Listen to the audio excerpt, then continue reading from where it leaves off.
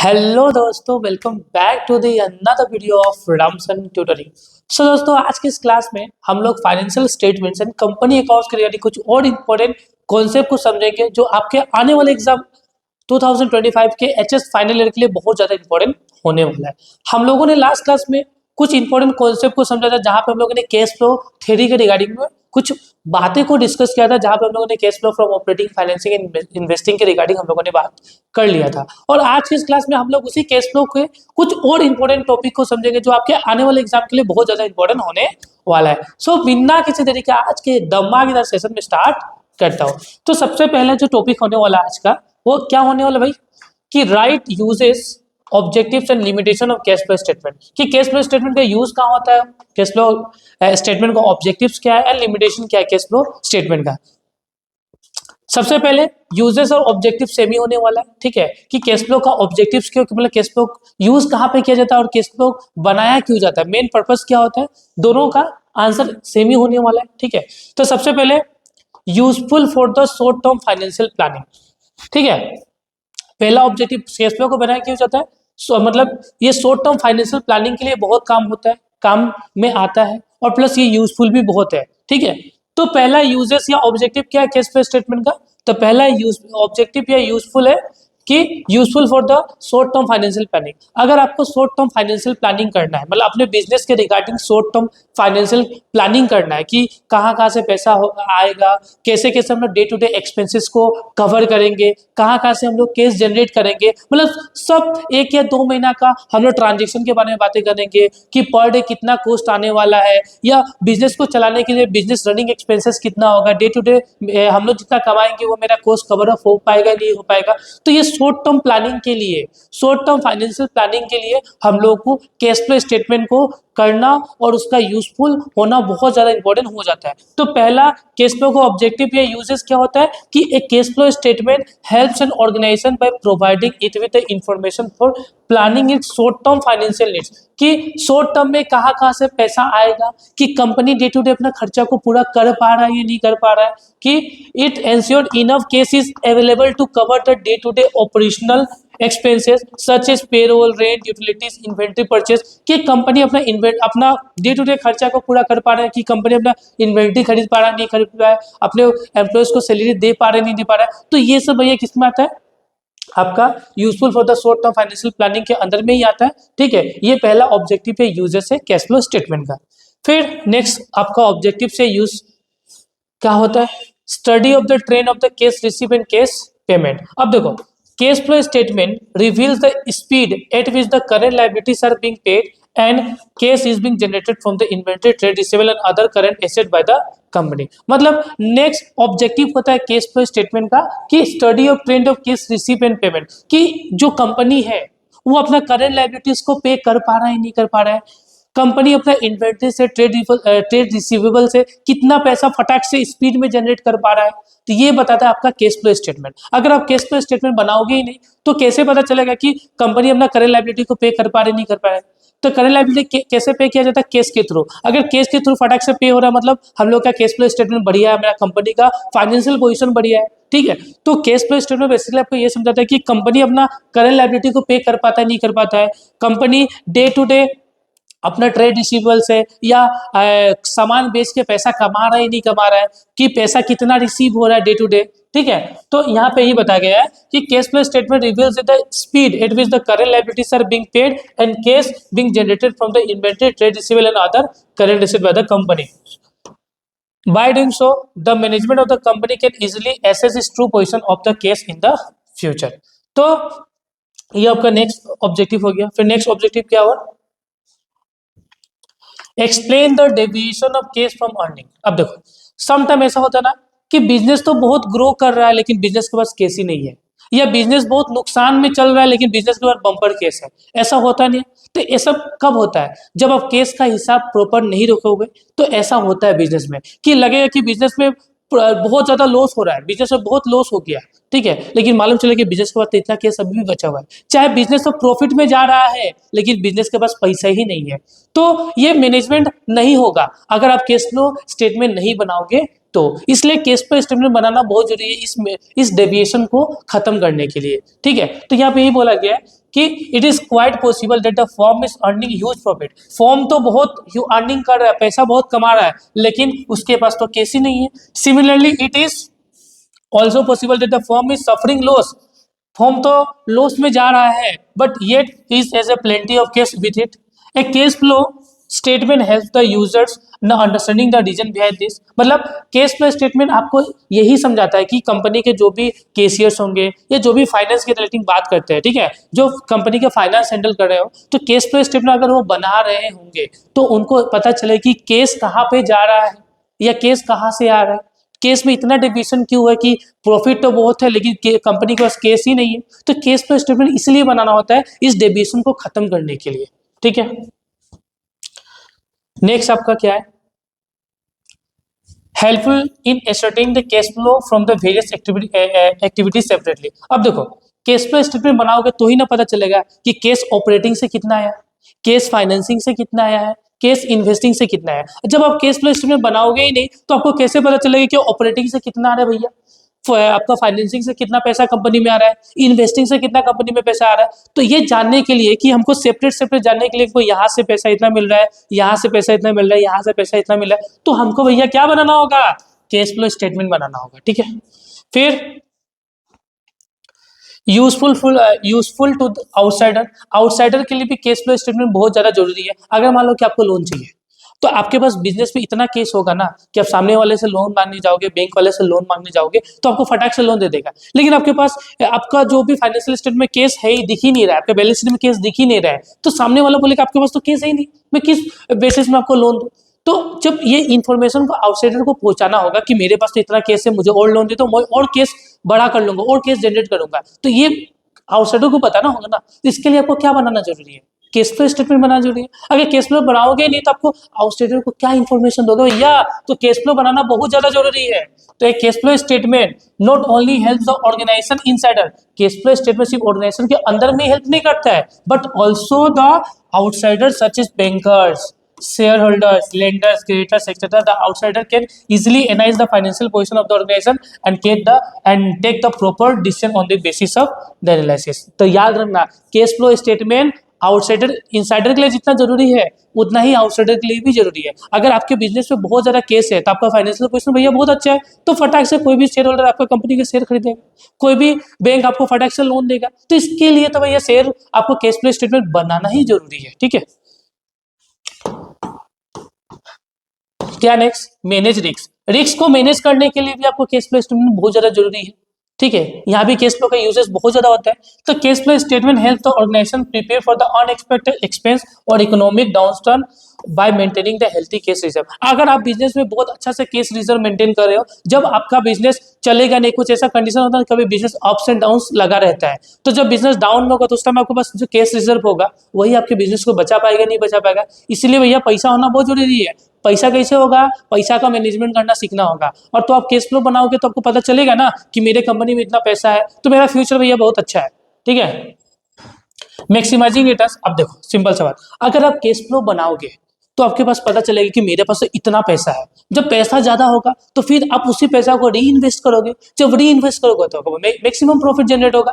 तो cash flow statement बनाने से ये भी फायदा है कि आपको पता चलेगा कि मेरे पास भैया बहुत केस पड़ा हुआ है। जब मेरे पास बहुत केस पड़ा हुआ है तो उसी केस को लेके मैं क्या करूंगा, कहीं और ही इन्वेस्ट करूंगा और किसी कंपनी में पैसा इन्वेस्ट कर दूंगा या और मशीन परचेस करूंगा और इन्वेस्टमेंट करूंगा, तो इससे प्रॉफिट क्या होगा, बहुत ज्यादा होगा, रिटर्न्स बहुत ज्यादा मिलेगा। तो मैक्सिमाइजिंग रिटर्न्स मतलब cash flow statements helps to allocate the excess cash effectively either by the reinvesting in the business, saving for the future needs and क्या है आपका distributing the dividends to the shareholder। अगर आपके पास case बहुत ज्यादा पड़ा हुआ है तो आपका कैश फ्लो स्टेटमेंट से पता चलेगा, तो आप क्या करोगे कि ज्यादा केस है तो डिविडेंड के तौर पर शेयर होल्डर को बांटोगे, ये भी फायदा है। ठीक है, शेयर होल्डर खुश होंगे तो और बिजनेस में पैसा इन्वेस्ट होगा। ठीक है,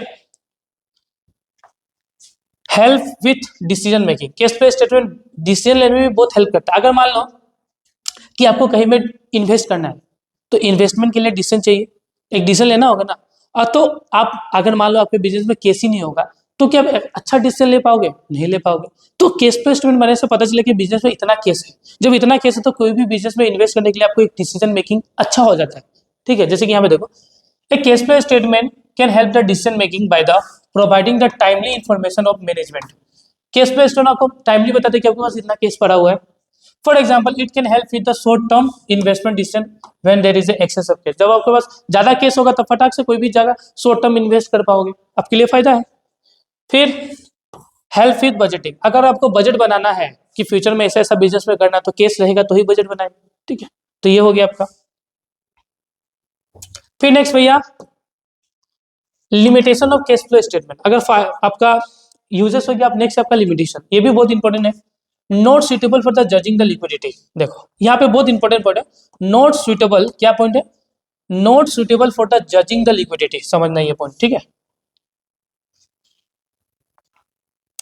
अगर मान लो आपके बिजनेस में बहुत पैसा है, केस बहुत है, तो आपका क्या ये बोल सकते हैं आपके पास लिक्विड एसेट बहुत ज्यादा है? क्योंकि देखो सिंपल सा बात है, केस ही सिर्फ लिक्विड एसेट तो नहीं होता है, आपका बिजनेस का करंट एसेट लाइक स्टॉक्स, वो भी आपका लिक्विड होता ही नहीं होता है। तो जो केस फ्लो स्टेटमेंट है सिर्फ आपको केस के रिगार्डिंग इन्फॉर्मेशन बता रहा है।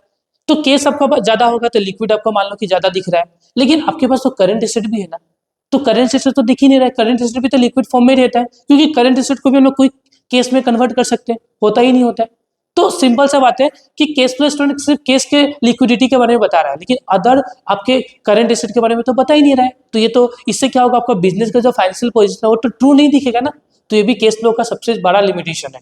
ठीक है, मान लो आपके बिजनेस में 10 लाख रुपया केस है, ठीक है, तो आपका लिक्विडिटी चलो हाँ ठीक ठाक है, अच्छा है, लेकिन आपके पास तो करंट एसेट भी पड़ा हुआ है ना, तो उसने तो आप काउंट ही नहीं कर रहे हो केस फ्लो स्टेटमेंट में, क्योंकि केस फ्लो स्टेटमेंट में ओनली केस के रिगार्डिंग बात होता है। आपका जो अदर एसेट तो काउंट हो ही नहीं रहा, जो लिक्विड फॉर्म में रहता है। ठीक है, लिक्विडिटी का मतलब क्या होता है कि आपका जो एसेट करंट एसेट तो फटाक से केस में कन्वर्ट हो जाए, वो लिक्विडिटी कहलाता है। ठीक है ना, मतलब ऐसा एसेट जो केस में कन्वर्ट हो जाए इजीली, उसको लिक्विडिटी बोलते हैं। तो हम लोग केस फ्लो स्टेटमेंट में सिर्फ केस के रिगार्डिंग ही बात कर रहे हैं, बट अदर करंट एसेट के बारे में बात ही नहीं हो रहा है, तो उसे भी तो हम लोग कन्वर्ट करके लिक्विडिटी पे कन्वर्ट कर सकते हैं, तो वो तो बात ही नहीं हो रहा है। तो इसके लिए आपका क्या होगा, फाइनेंशियल पोजीशन अच्छा दिखेगा नहीं, तो ये भी बहुत बड़ा नुकसान है केस फ्लो स्टेटमेंट का। यहाँ पे लिखा हुआ है, the liquidity of an organization does not only depends upon the cash alone.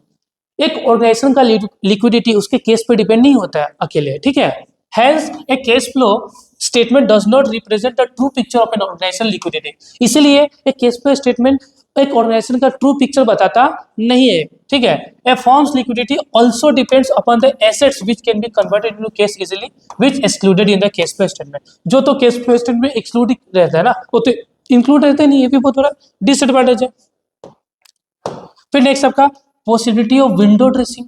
क्या है, केस फ्लो स्टेटमेंट को उल्टा फुल्टा भी कर दिखाया जा सकता है, उसमें भी कुछ छेड़छाड़ किया जा सकता है। जैसे कि देखो, मान लो आपको लोन लेना है, लेट्स सपोज एक मैं एग्जांपल के तौर आपको लोन लेना है। ठीक है, लोन लेना आपको मान लो कोई भी एक बैंक से, मान लो एसबीआई से लोन लेना है, लेट्स सपोज। ठीक है, आपको लोन लेना है। ठीक है, तो एसबीआई ने रिक्वायरमेंट रखा आपको कि आपके पास 31 मार्च 2022 में आपके पास 20 लाख रुपया केस पड़ा होना चाहिए। कितना पड़ा होना चाहिए? 20 लाख। कितना रुपया? आपके पास 20 लाख रुपया केस पड़ा होना चाहिए। एसबीआई ने एक रिक्वायरमेंट रखा आपको कि 31 मार्च 2022 को तक आपके कंपनी के पास कितना रहना चाहिए? 20 लाख रुपया केस पड़ा होना चाहिए, तो ही मैं आपको 10 लाख का लोन दूंगा। ये एसबीआई ने कंडीशन रखा, किसे? एक्स को, मान लो किसी एक्स का कंपनी है, उसे रिक्वायरमेंट ये दिया एसबीआई ने। ठीक है, अब उसी दिन 31 मार्च 2022 को एक्स के पास 20 लाख रुपए भी था, बट क्या हुआ, सडनली कुछ पेमेंट कर दिया इसने। कितना? 10 लाख का पेमेंट कर दिया। ठीक है, तो रिक्वायरमेंट, अब तो इसके पास 10 लाख रुपया बचा, एक्स के पास कितना बचा? 10 लाख, बट बैंक का रिक्वायरमेंट क्या था ना, 20 लाख। तो इसने क्या किया, ये जो एक्स था ना, एक्स बंदा बहुत चालू था, इसने क्या किया, 10 लाख रुपया खर्चा 31 तारीख को ना दिखा के कितना तारीख को दिखा दिया? 1 तारीख को। तो यहाँ पे मैनिपुलेट हो किया कि नहीं एक्स ने? ऑब्वियसली किया। तो विंडोज ऐसे दिखता कुछ और है और होता कुछ और है। कंपनी के पास रियल में केस था 10 लाख, लेकिन कंपनी ने उस दिन को देखा मेरे पास तो 20 लाख है। तो ये भी केस के रिगार्डिंग उल्टा फुल्टा होता है, विंडो ड्रेसिंग बहुत ज्यादा होता है, तो ये भी बहुत बड़ा नुकसान है। ठीक है, याद रखना आप लोग। नेक्स्ट क्या है, window dressing means showing a false and better picture of an organisation by the manipulating its statement. मतलब केस फ्लो में छेड़छाड़ करके हम लोग उल्टा फुल्टा करते हैं बिजनेस में। ठीक है, the possibility of window dressing cash in cash flow statement is much higher as an organisation can easily manipulate its statement by the postponing purchases and payments. मतलब पेमेंट कब था? एक 31 तारीख को, लेकिन मैंने कब दिखाया है 1 तारीख को, तो पोस्टपोन मैंने किया ना। तो ये सब करके भी कैश फ्लो स्टेटमेंट में छेड़छाड़ किया जा सकता है, ये भी बहुत बड़ा नुकसान है। फिर नेक्स्ट क्या है, इग्नोर नॉन केस ट्रांजेक्शन। ठीक है, अब केस फ्लो स्टेटमेंट में ओनली केस के रिगार्डिंग ही बात होता है, नॉन केस ट्रांजेक्शन पे रिकॉर्ड होता ही नहीं है, ये भी बहुत बड़ा डिसएडवांटेज है। ठीक है, जैसे कि लिखा ना, all the non cash transaction like issue of shares, issue of bond shares, purchase of fixed assets by the issue of debenture shares, etc. are ignored under the cash flow statement. Therefore, the firm's true position cannot be judged by the cash flow statement. ये बहुत बड़ा नुकसान है भाई। Ignore the accrual concept of accounting, इसमें accrual concept को ignore किया जाता है। ठीक है, ऑब्वियसली बात है इग्नोर किया जाता है, क्योंकि केस फ्लो में ओनली केस के रिगार्डिंग बातें रिकॉर्ड होगा। एक्रूवल में क्या होता है कि अगर आप पैसा दो या ना दो, बातें रिकॉर्ड किया जा सकता है, बट केस फ्लो स्टेटमेंट में ऐसा भैया नहीं होता है, ओनली केस के रिगार्डिंग ही बात होगा। तो एक्रूवल कॉन्सेप्ट को ये इग्नोर मारते हैं भाई। ठीक है, फिर नेक्स्ट क्या आपका, no substitute for an income statement. अब देखो इनकम स्टेटमेंट में क्या जाता है, दिखाया जाता है केस ट्रांजेक्शन भी दिखाया जाता है, नॉन केस ट्रांजेक्शन भी दिखाया जाता है। तो ये इनकम स्टेटमेंट को क्या कहता है, कोई सब्स्टिट्यूशन नहीं है इसका। ठीक है, देखो यहाँ पे देखना, just like income statement, a cash flow statement does not take the both cash and non cash transaction into account, it is no substitute for the income statement. ये इनकम स्टेटमेंट का सब्स्टिट्यूट नहीं होता है, क्योंकि income statement में non cash और cash दोनों record किया जाता है, बस केस में ओनली केस रिकॉर्ड किया जाता है। तो ये भी बहुत बड़ा डिसएडवांटेज है भैया।